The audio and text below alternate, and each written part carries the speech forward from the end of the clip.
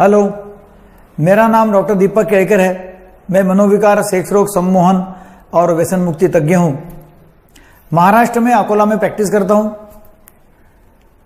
हमारा यहाँ हॉस्पिटल है जो मनोरुग्णों को हम भर्ती करते हैं, जिसमें रिश्तेदारों के साथ में हम भर्ती करते हैं। और दूसरा एक हॉस्पिटल है, वहाँ शराबी नशा जिनको है उनको और मेंटल पेशेंट को बिना रिश्तेदार हम भर्ती करते हैं। आज मैं आपके सामने आने वाला हूं विषय लेके डिप्रेशन, उसको आइडेंटिफाई कैसे करना, पहचानना कैसे। डिप्रेशन एक बहुत ही कॉमन बीमारी है। करीब करीब 5 से 17% लोगों को, आम पब्लिक में डिप्रेशन की बीमारी होती है। ज़्यादातर ये बीमारी मतलब मेल फीमेल में, पुरुष और महिला, इसमें महिलाओं को ज़्यादा होती है और अप्रॉक्सीमेटली 40 साल के उम्र में ये बहुत ज़्यादा दिखाई देती है। यदि उदासीनता के या डिप्रेशन के लक्षण कंटिन्यूअस 2 हफ्ते तक है, और मैं अभी जो बोल रहा हूं लक्षण, उसमें से 5 में से 9 यदि लक्षण है तो उसको डिप्रेशन है ऐसा माना जाता है। फिर उसको पहचानना कैसे कि इसको डिप्रेशन है करके, क्योंकि हमको रोज के जीवन में भी हमको दिखाई देता है कि भाई लोग बोलते मेरा मूड खराब है, मुझे उदास लग रहा है, निराशा आ गई है, मुझे कुछ समझता नहीं है, मतलब ऐसा लोग आम इसमें भी लोग बोलते रहते हैं। तो वो मूड खराब होना या डाउन लगना वो अलग बात है, वो तो काफ़ी सारे लोगों को काफ़ी सारे समय तक दिन में होता होगा। पर हम ये उसकी बात कर रहे हैं कि 2 हफ्ते तक कंटिन्यूअस कुछ लक्षण दिखाई देते हैं, जिससे काम के ऊपर प्रभाव पड़ता है और वो पेशेंट जो है, वो व्यक्ति जो है वो सफ़र करता है, तकलीफ होती है उसको, वो डिप्रेशन की हम बात कर रहे हैं। तो कौन से लक्षण है? नंबर 1 है कि सैडनेस ऑफ मूड, मतलब उसका मूड जो है, भावना, वो उदासीनता की रहती है, निराश और हताश रहता है। उसको बहुत दुख लगता है, बिना कुछ कारण वो दुखी रहता है। उसको लगता है कि मुझे बहुत दुख हो रहा है, भाई समझ नहीं आ रहा क्या बात का दुख हो रहा है, बहुत उदास लग रहा है। उसको रोना आता है उसकी वजह से, और वो बिना कुछ कारण रोता है। कुछ पेशेंट ऐसे बोलते हैं कि भाई हमको रोना ही नहीं आता, ऐसा लगता है कि मैंने रोना चाहिए मगर रोना नहीं आता, ऐसे कुछ लोग बोलते हैं। फिर नंबर 2 का है भूख नहीं लगना। तो ये लोगों को भूख नहीं लगती, और भूख न लगने से मतलब खाने में कुछ रुचि नहीं, कोई इंटरेस्ट नहीं, कोई टेस्ट नहीं रहती है खाना उनको, मतलब ऐसा लगता है कि भाई उसमें कुछ टेस्ट ही नहीं है, और उनका वजन भी घट जाता है। और कुछ लोग ऐसे रहते हैं कि जिनको ज़्यादा भूख लगती है डिप्रेशन में, और ज़्यादा भूख लगने से उनको मोटापा आ जाता है, मतलब उल्टा भी होता है। तो भूख नहीं लगना या ज़्यादा भूख लगना। फिर तीसरा है और इम्पॉर्टेंट जो है वो है लॉस ऑफ इंटरेस्ट, मतलब रुचि नहीं होना, कोई भी बात में रुचि नहीं, ना काम करने में रुचि, ना कहीं जाने आने में रुचि, ना शादी या कोई समारोह में जाने में रुचि, कुछ भी, मतलब इससे बात करने में रुचि नहीं, ऐसा कुछ नहीं। उसको एक स्पेसिफिक टर्म है अनहेडोनिया। अनहेडोनिया मतलब ना उनको मूवी देखने के लिए उनको कोई इंटरेस्ट नहीं लगता, कोई गप्पे मारेंगे, कोई घूमने चले जाएंगे, कुछ नहीं लगता उनको, ऐसा लगता कुछ ना करूं मैं। तो कंप्लीटली लॉस ऑफ इंटरेस्ट। फिर चौथा है नींद नहीं आना। ये लोगों को सवेरे जल्दी नींद खुल जाती है या रात को लेट तक नींद नहीं आती, या फिर बीच बीच में नींद खुलते जाती है, मतलब साउंड स्लीप नहीं आती, गहरी नींद नहीं आती। और ये जो मैंने मूड का बताया ना, तो ये मूड का सुबह जल्दी उठ जाते हैं, और उठने के बाद में बिना कुछ वजह सुबह उनको ऐसा लगता है कि बहुत मैं दुखी हूं और उदास हूं।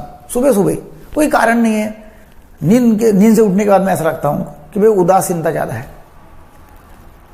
तो कुछ लोगों को नींद ज्यादा आती है, बहुत सोते हो, 7-8, 8-8, 10-10 घंटे सो जाएंगे, कुछ करेंगे नहीं और सोते ही रहेंगे दिन भर, मगर नींद नहीं आने का प्रमाण वाले लोग ज्यादा है।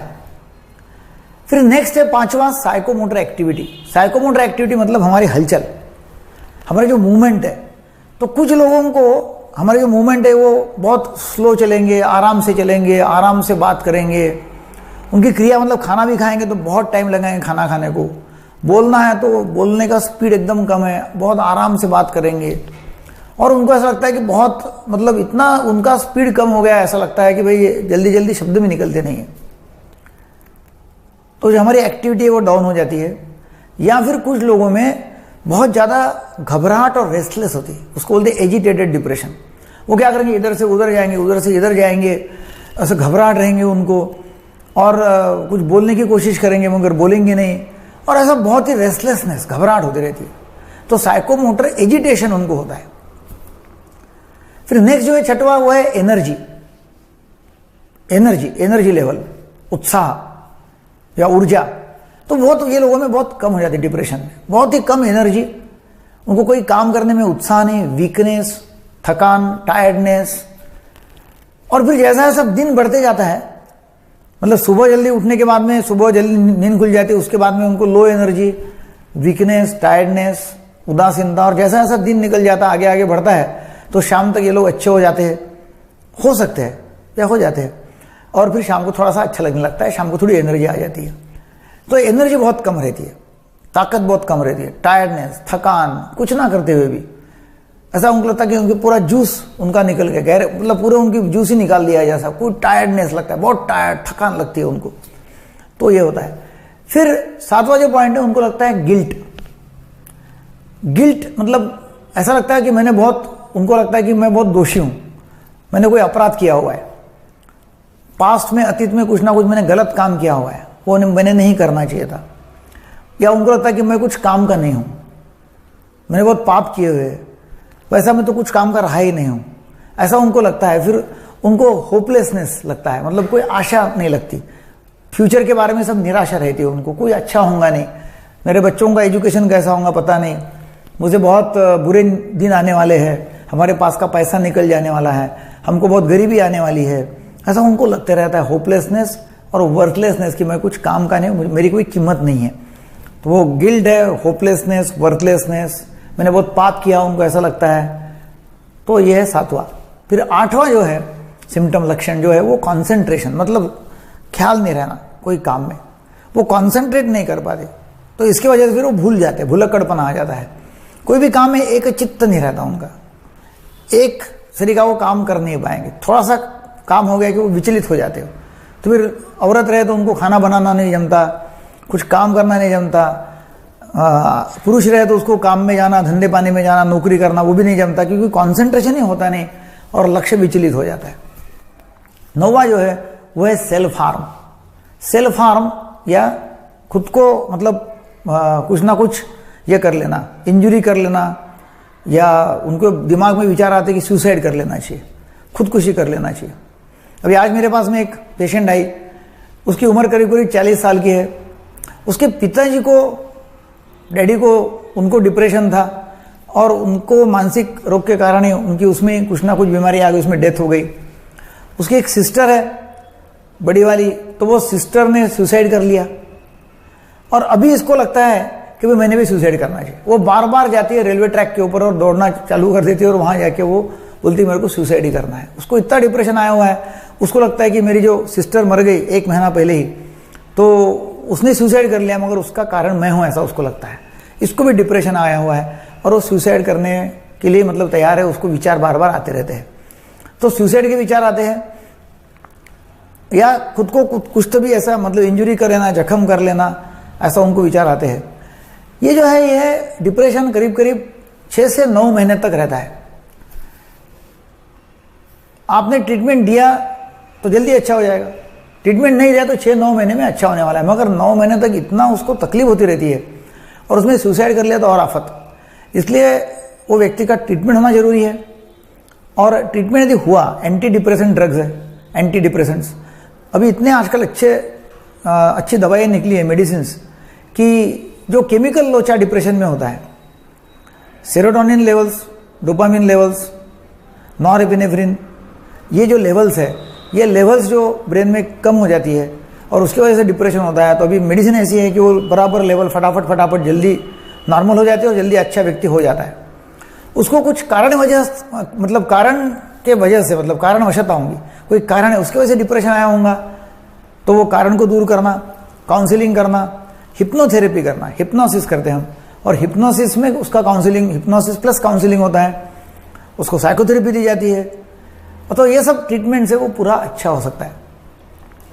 क्या होता है कि डिप्रेशन अच्छा होने के बाद में तुरंत लोग दवाई बंद कर देते हैं। तो दवाई बंद ना करते हुए दवाई कम से कम 9 महीने से 12 महीने तक बाद में भी दवाई लेना चाहिए, ताकि रिलैप्स आने के चांसेस कम है।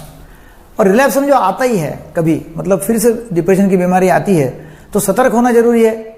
थोड़ी भी उदासीनता है, थोड़ा भी कोई नर्वसनेस आ गया तो तुरंत डॉक्टर के पास में आना जरूरी है, यदि कभी भविष्य में ऐसा होता है तो ये जानकारी मैंने दिया क्योंकि आपके आसपास में काफी ऐसे लोग होंगे कि जो लो मूड है, डाउन है, नर्वस है, डिप्रेस्ड है, सैड है, ऐसे काफी सारे लोग हैं। मैंने पहले बताया कि 5 से 17% लोगों को ये है, तो उनको जरूर ये वीडियो शेयर करो। आपके आसपास में लोग होंगे, उनको डॉक्टर की सलाह लेने के लिए बोलो, क्योंकि डिप्रेशन यदि ठीक हो गया उनका, और वो ठीक होता ही है इलाज किया तो वो नॉर्मल अपना जीवन जी सकेंगे। हमारा उद्देश्य है कि भाई नशा मुक्त भारत, व्यसन मुक्त भारत, और हर एक व्यक्ति को मानसिक स्वास्थ्य हमारे देश में, तो उसमें आपका भी हाथ लग जाएगा। आपको वीडियो अच्छा लगा तो जरूर लाइक करो, सब्सक्राइब करो, शेयर करो, आपके व्हाट्सएप ग्रुप के ऊपर, आपके फेसबुक के ग्रुप के ऊपर शेयर करो। Thank you very much.